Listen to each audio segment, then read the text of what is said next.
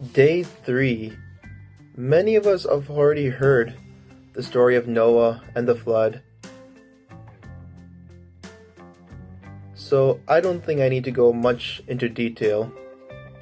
Reading through the story of the Great Flood, we notice God telling Noah, "Go into the ark, you and all your household, for I have seen that you are righteous before me in this generation."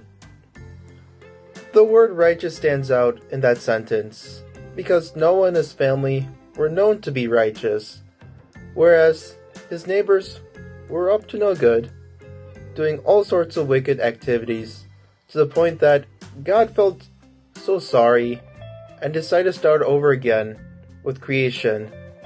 Considering Noah and his family were righteous, God decided to spare them from the rest of humanity, and in fact commanded them to build a large ark in the middle of nowhere, which to his neighbors that seemed absurd until the flood came. When we hear Noah being righteous, it does not automatically mean he was sinless, because he also made mistakes. He also sinned. After all, he was not an angel.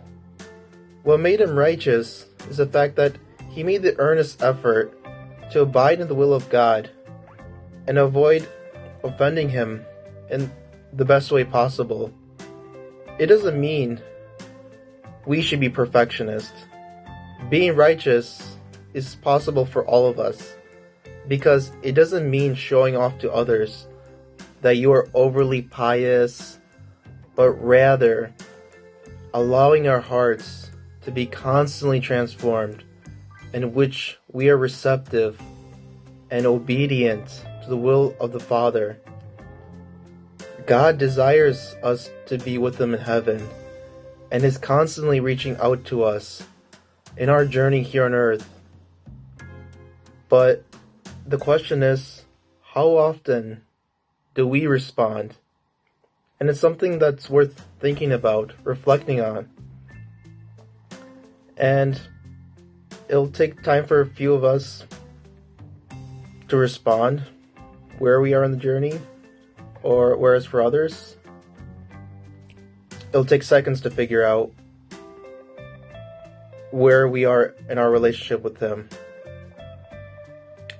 On our part, though, we must respond and have the freedom to give Him our permission to work through us with the help of His grace. This is where the three major aspects of Lent, prayer, fasting, almsgiving, become very meaningful when we go through constant transformation, in which we are able to unite our will to the will of the Father, thus leading to sainthood.